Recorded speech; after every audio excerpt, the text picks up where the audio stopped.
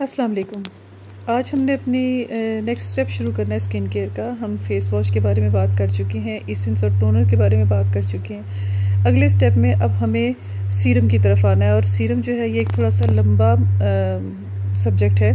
इसके ऊपर काफ़ी ज़्यादा डिटेल में डिस्कशन होगी, क्योंकि सीरम जो है वो एक ख़ास किस्म के एक्टिव इंग्रेडिएंट के साथ बना होता है। वो एक्टिव इंग्रेडिएंट जो कि स्किन के किसी ना किसी प्रॉब्लम को सॉल्व करता है, और उसके हिसाब से टारगेटेड आप चूज़ करते हैं। क्योंकि बहुत सारे एक्टिव इंग्रेडिएंट्स हैं, तो हम वन बाय वन उनको स्टडी करेंगे। सबसे पहले जब स्किन केयर की बात आती है, तो एक ऐसा इंसान जिसने कि फ़र्स्ट टाइम शुरू करना हो एक प्रॉपर स्किन केयर रूटीन, और उसको अपनी डेली आपने उसको अपनी उसे हैबिट बनाना है, उसको अपनी आदत बनाना है, तो उसके लिए जो है हमें कोशिश ये करनी चाहिए कि सबसे पहले हम अपनी स्किन को खुद से कंसीडर कर लें कि वो सेंसिटिव है।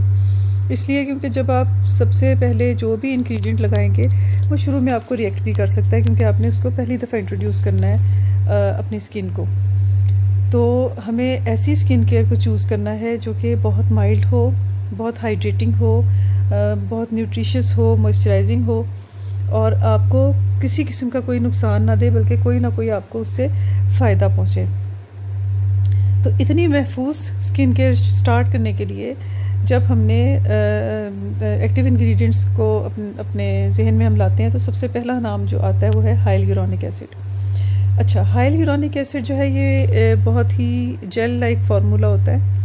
इसके दो तरह के कंपोजिशंस हैं, एक ज़रा लो मॉलिक्यूल फार्मूला है, और एक इसका थोड़ा सा थिक होता है। जो थिक होता है वो स्किन की टॉप लेयर के ऊपर एक लेयर बना देता है। वो जल्दी एब्जॉर्ब नहीं होता, लेकिन स्किन को प्लम्प बड़ी जल्दी कर देता है और हाईली मॉइस्चराइज कर देता है। जबकि जो डीप पेनिट्रेटिंग होता है वो छोटे स्मॉल मॉलिक्यूल्स होते हैं, तो वो डीपली पेनिट्रेट करते हैं और वो स्किन को अंदर से हाइड्रेट और मॉइस्चराइज करते हैं।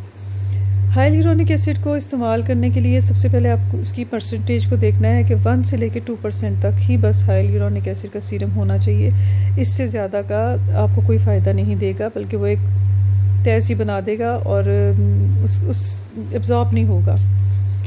इसका फार्मूला जो है वो क्योंकि बहुत ही जेल लाइक फार्मूला है, और ये थिन फार्मूला है, वाटरी टाइप, लेकिन ये तकरीबन 1000 टाइम्स वाटर मॉलिक्यूल्स अपने अंदर होल्ड करने की कैपेसिटी रखता है। इसलिए मॉइस्चराइजेशन में पहला नाम हाइलुरोनिक एसिड का आता है। आई पर्सनली बिलीव कि ग्लिसरीन इससे ज़्यादा अच्छा ह्यूमेक्टेंट है।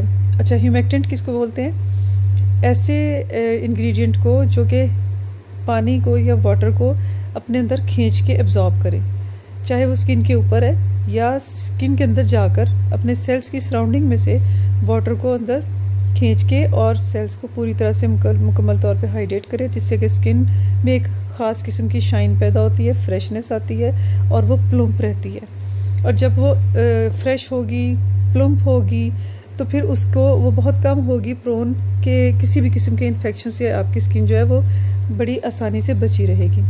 ये नॉन इरिटेबल होता है, किसी किस्म की इरिटेशन नहीं करता। जितनी भी सेंसिटिव स्किन हो, ऑयली है, ड्राई है, कॉम्बिनेशन स्किन है, जैसी भी स्किन है, उसमें इक्वली ये फ़ायदा देता है। फिर सबसे एक और इसका एक इम्पॉर्टेंट फंक्शन ये है कि ये दूसरे एक्टिव इंग्रेडिएंट्स की एब्जॉर्प्शन को बहुत अच्छा सपोर्ट करता है। यानी कि अगर इसके साथ आप दूसरे एक्टिव इंग्रेडिएंट्स भी इंट्रोड्यूस कर रहे हैं, क्योंकि ऐसे सीरम्स भी आते हैं जिनमें एक से ज़्यादा इंग्रेडिएंट्स पाए जाते हैं, एक्टिव इंग्रेडिएंट्स इकट्ठे मिलके जो है वो आपको एक कंबाइंड इफ़ेक्ट दे रहे होते हैं, तो उस वक्त ये हाइलुरोनिक एसिड बहुत सपोर्ट करता है उनकी एब्जॉर्प्शन को। दूसरे नंबर पे जो अहम तरीन इंग्रेडिएंट है, जो कि आप स्किन में बिला झिझक बगैर किसी खौफ के सब सेफ़ तरीके से इंट्रोड्यूस करवा सकते हैं, वो है नियासिनामाइड या नियासिन।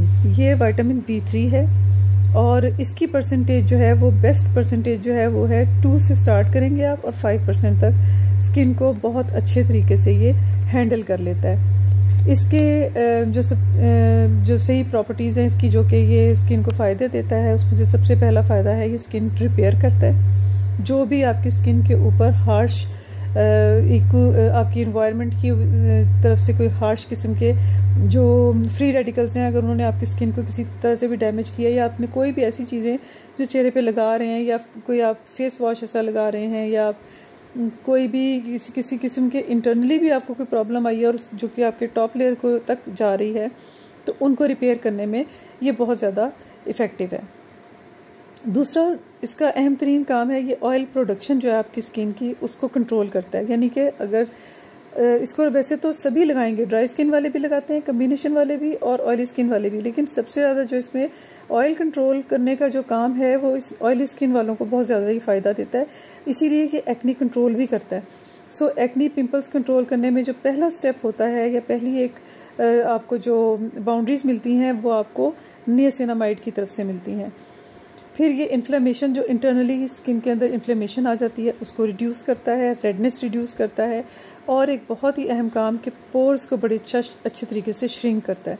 सो एक ओवरऑल बड़ा अच्छा इम्पैक्ट आता है। अगर कहीं हाइपर पिगमेंटेशन अभी स्टार्ट हुई है तो शुरू में उसे कंट्रोल भी कर लेता है। So overall I think that niacinamide is the best active ingredient to start with. अब हम आज इसके सीरम्स के लिए हम स्टेप 3 में पार्ट 1 करेंगे, और फिर हम इसको आहिस्ता आहिस्ता आगे लेकर चलेंगे। अल्लाह हाफिज़।